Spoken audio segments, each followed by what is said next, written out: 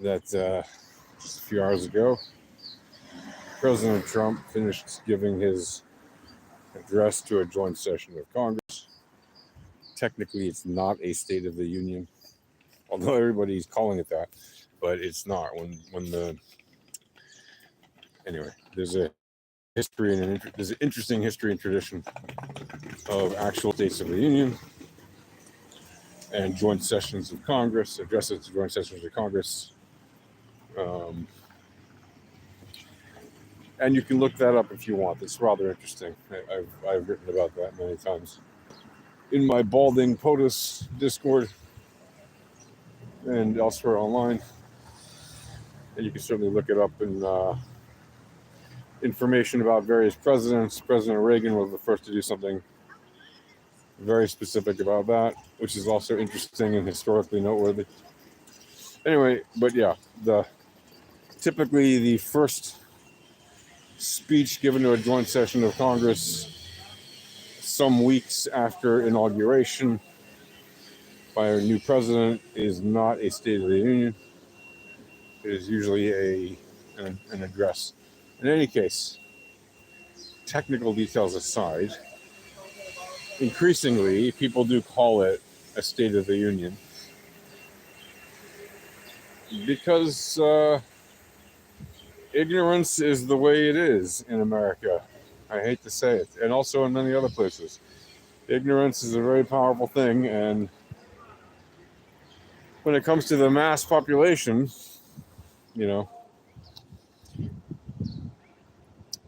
consider that still to this day, a majority of the American populace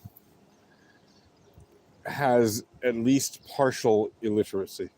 That doesn't mean that most Americans can't read. It means that they have partial illiteracy, meaning their literacy is not at a very high level. In fact, most Americans really don't have reading comprehension skills or reading skills at all past a 6th grade level, which is mind-blowing because most of them are required, all of them technically, are required to go through high school, at least until like 10th grade or something, right?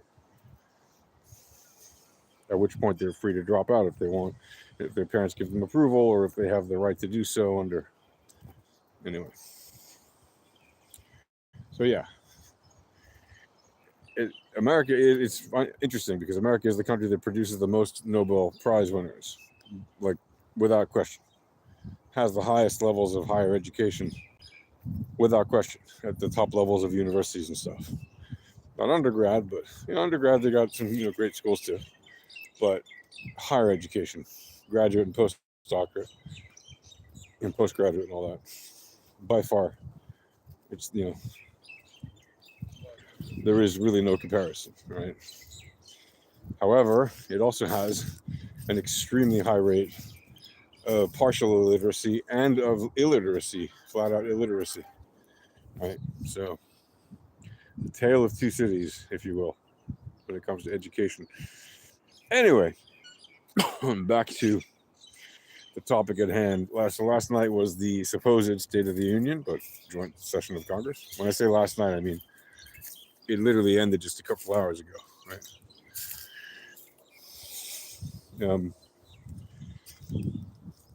But it was March the 4th in the U.S. when it happened. And March 4th into the future. And I'm not going to get into the political discussion of the State of the Union, joint session of the Congress address, details about all the partisan stuff and all that, all the nitty-gritty. This is not the video for that. Okay. What I'm going to talk about is what, if anything, was the impact of that address on Bitcoin and the altcoin crypto markets. Like, was there an impact even? Well, so far, if you looked at the charts, you would see that no, there has not been a massive impact in either direction. And you can say, well, it's because it's in the evening hours. You got to wait for traditional hours to open up the next day. Listen, crypto is a 24-hour market. Right? It does not move only at certain times of the day. Yes, you can certainly say that when traditional markets in the U.S. open, there tends to be a lot of activity, but there also tend to be days when there's very little activity at around that time.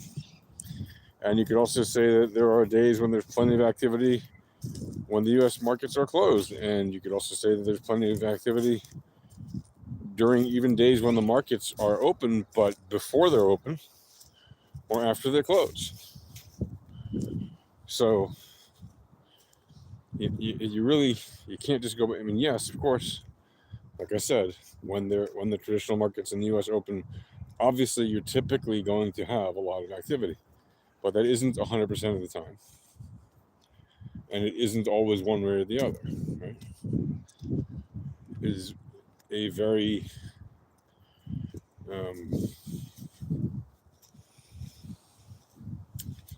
how do we say it? Non-correlated event. Right? Most of the time, it's random. Price action, in any case, on the markets are random. When are they not random? They're not random when they're in a trending move. Hello, I see you, Japan. Welcome. Welcome to a discussion about Bitcoin and altcoins and whether or not the President Trump's address to the joint session of Congress has had any significant impact on those markets. And the answer is, so far at least, well, no. And like I always say, it's not the news that make the charts. Let's put it this way. If it had a direct correlation impact immediately, whichever direction the market would happen to have been moving, the narrative fillers would have said, you see, it's because of the Trump speech that it went this way or that way. When in reality, it's not. Right? The markets are moving the way the markets are moving because of the VEPs. There's no getting around that. It's the volatility, the entropy, the probabilities, and the statistics that determine the way the assets move.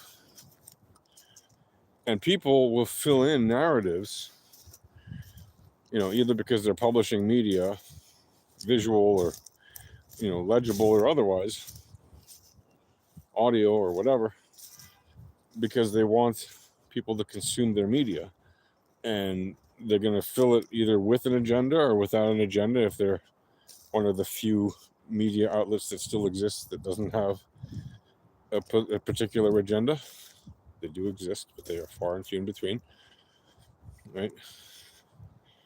And you will not have heard of the media outlets that don't have an agenda because they're usually tiny outlets, right? Almost blogger size, individual bloggers. Like there are very few news organizations. And you can argue, well, AP and Reuters and UPI type of, international news organizations that just collect information and distribute it, they might be neutral and not have an agenda. Maybe, arguably. But even if you make that argument, there are people who will just decry, no, they are actually biased this way or that way. So, like I said. So, the point is that the narrative tellers, the narrative fillers, the narrative distributors, they will absolutely fill in a narrative gap and tell you what they think their audience wants to hear. Right, when it comes to something like the impact of a speech on the economy. Right? And we all know, if we've been studying history, politics, and the economy long enough, you should know, especially if you've been studying news long enough. Right? News does not make the markets. I'm sorry. It doesn't. If you believe that it does, you have not studied well. News does not make the markets. Okay? The markets make the news. It's just that way. And what makes the markets is the VEPs. Now that, you probably did not know, if you're new to this channel, and if you haven't heard of alpha trading before, because you've probably never heard of the VEPs before. But again, the VEPs is volatility, entropy, probabilities, and statistics, VEPS, right? VEPs.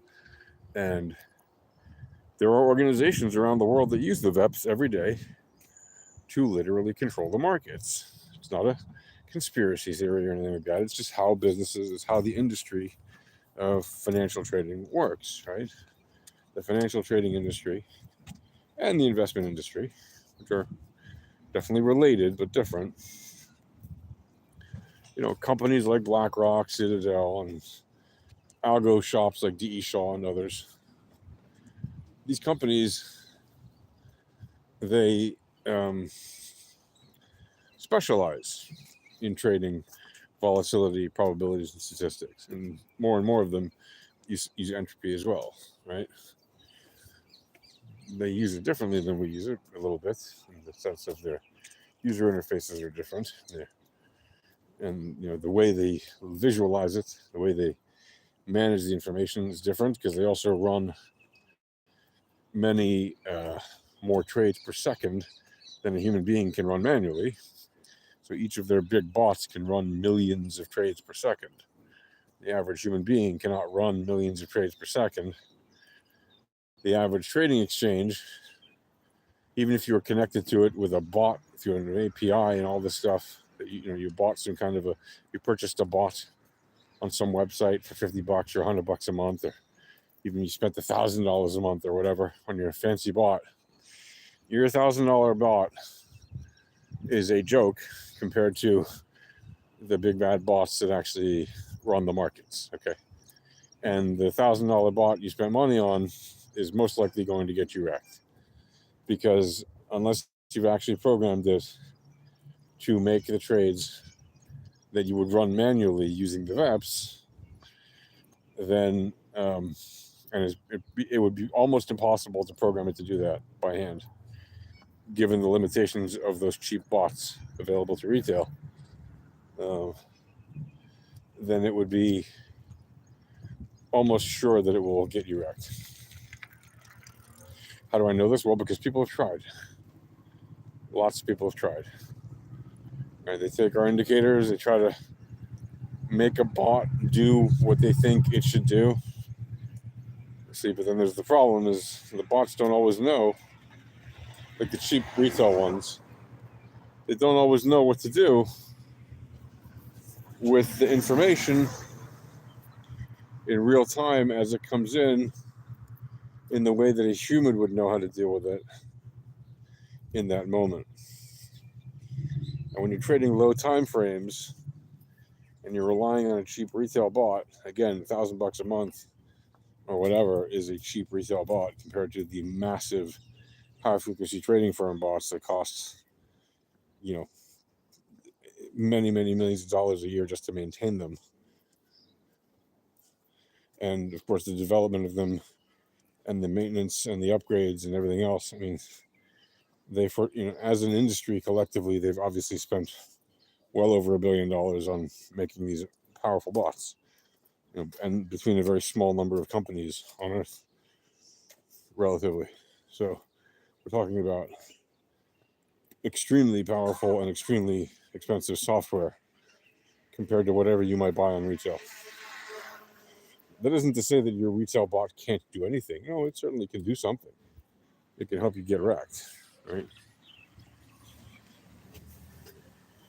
Hi there, I see someone saying, am I Japanese? No, I'm not Japanese. Although many people have asked me that. They said, Yasha Harari. I've been asked if I'm a Japanese hairdresser. I'm not a Japanese hairdresser. No, the first name is Russian. The last name is Middle Eastern. It is not a Japanese name, and I'm not Japanese, and I'm not Russian, and I'm anyway. America, USA, baby, and other things. Right? I'm a complicated person. In any case, I just wanted to mention this to you because I see already in the hour since, or 2 hours since that speech ended, that somehow that speech is going to be the catalyst for a massive move this way or that way. No, it's not. Right? Whatever massive move happens after the fact of a speech has little or nothing to do with the speech. In fact, I argue it has nothing to do with the speech. What you could argue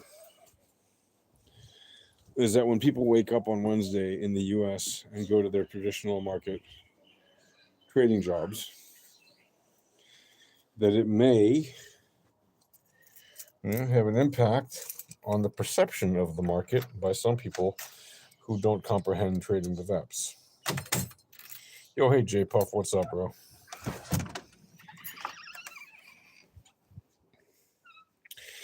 And generally speaking, what we're not going to see is any kind of direct correlation between a news event like a speech and assets moving on a market where we know they just move according to the VEPs. Anyway. Right. Just to give you a quick heads up what is happening here. Take a quick look to confirm. Yeah, I mean, the assets are not doing anything particularly amazing, right? Since the speed, in fact, Bitcoin, you could argue is going sideways. Okay, I don't like the term sideways because on super low time frames there's always movement, but it's basically going sideways, right? It's not having a particularly big movement since that speech ended a couple hours ago. And also other coins in the space are not moving in any particular way that is indicative of a significant move, right? Coins are mildly moving along, It's really not, there's nothing to write home about at this time. Is there likely going to be, like I said, a massive move on Wednesday when traditional markets open? Listen, if there's going to be a massive move when traditional markets open, it certainly has nothing to do with that speech. What it would have to do with is the volatility or the variance or the returns or the entropy telling you that there's probabilities that we're going to see a massive move. Right? If there are those probabilities, then yeah, there could easily be a very nice move. But at the moment, if you look at the probabilities of a bunch of different coins, there's some pretty high volatility on some of the assets, like on the daily candles. Some of them are quite high, and with volatility, with correlations that are quite low. Very negative, for example. And like Bitcoin, for example, has fairly high volatility for at least the short length and medium length on the daily, and it has rising correlation. And if the volatility is going to come down and the correlations are going to rise, well, it's probably going to be a down day, if that continues to happen all day. We'll see, what it ends up being. Of course, we're not going to assume, right? That's why we look at low time frames, because that's where the actual action matters, right? That's where the things change. But if you look at Litecoin, if you look at Solana, if you look at, Ethereum, if you look at XRP, the majors plus others that are interesting, right? What are the majors? Again, we know the majors because they've been announced as being part of the so-called national crypto reserve, right? Bitcoin, Ethereum, XRP, Solana, and ADA, Cardano, right? So if you look at, again, I know there's people still arguing about whether or not the executive order counts and means anything, and whether or not the Fed will actually have to make a national crypto reserve just because of some order from it doesn't matter. It doesn't matter. The president of the United States, doesn't matter if you like him or not, issued executive orders directing his crypto czar to establish a digital crypto reserve, whether it happens or not, right? It doesn't matter whether it happens or not. I mean, yes, of course, it would be more impactful from a broader macroeconomic perspective if it were to actually be established. But the fact that a president, even one who has his own meme coins in his family and has been accused of rug pulling and all this other stuff, or his family had been accused of rug pulling and doing shenanigans even over the weekend when that pump and dump happened. Again, those things just happened because of the VEPs. You can say it was because somebody placed an order and then, somebody placed it, like somebody bought 200 million of ETH and then they shorted the ETH at the top. You can say that all you want. That is all narrative filler following the VEPs, okay? Even if those things happened, the VEPs was setting up those moves first, before those moves happened, before that buyer bought the ETH, and then before that buyer sold the ETH at the top, those moves were being set up by the VEPs. The fact that somebody made those moves and that somebody may or may not have been connected to a particular, to the person who wrote those executive orders is really moot, because if it had not been somebody who was connected to that person, you would have found someone else to pin it on. You think there was only one person shorting the top after that move? No. Like, everyone in Alpha Trading that was in their Discord on Sunday night, we were telling them, take your profits, look for the mean reversion. There were people shorting. A lot. It's not because of one order of $200 million that the entire market went down. That's ridiculous. Okay? It's ridiculous. But that's how people perceive it, because they want to fill in stories with their perception of reality. So again, like Solana daily candle, no trade, price down, no trade across the lengths on volatility. ADA across the lengths on the daily candle, no trade, walk down, no trade, right? I'm just giving you I'm just reading the indicators and telling you what they're saying. Like ADA, what do I mean by no trade? Well, there's a high, there's a high volatility and insignificant positive correlation, so it could just basically go sideways. But it is a rising positive correlation. So in theory, if the correlation stays high and maybe even ticks up a little, and and if the volatility stays high and ticks up a little, and the correlation continues to remain rising, then yeah, sure, the short length could certainly move to walk up. Middle length, because you got the volatility contracting and you got the correlation significant and positive, you're going to see the price go down on the middle length. And on the long length, same thing. Now you have significant correlation rising and sideways volatility. So it's kind of looking a little bit dumpy there. Or flat, but dumpy. Yeah. Say Solana, XRP across the daily lengths of AVR are looking flat and down, mostly down. Like, the price is going to go down is what I mean. So because you have high volatility across all the lengths and correlation is rising, but the volatility is starting to come down in each case, pretty much in all the cases. So yeah, it's contracting. So XRP could easily come down today. But again, you got to look at the lower time frames. Yeah, Solana is looking basically flat, mostly sideways, basically like flat, No strong indication yet. You have to look at the lower time frames and down on the middle length. But it could easily switch up on the short and high length. You could easily see it go down as well, because you do have basically volatility is quite high across all the lengths. And if that volatility starts to come down even a smidge and the correlations remain the way they are, which is quite positive, even though they're not significant yet, still they're very positive.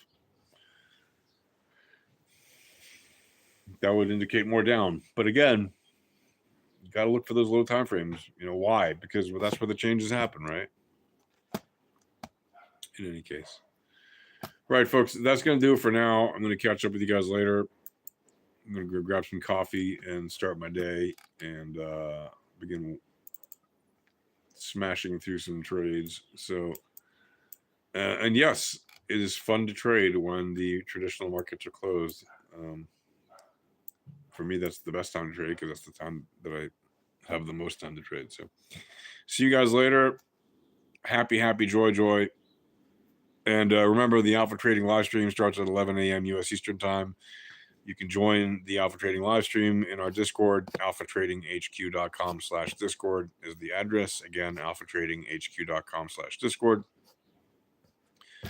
And you can also get free access to our volatility starter pack of indicators in the Discord. Read the welcome message when you go to the Discord. It's chock full of useful information. See you guys. Peace.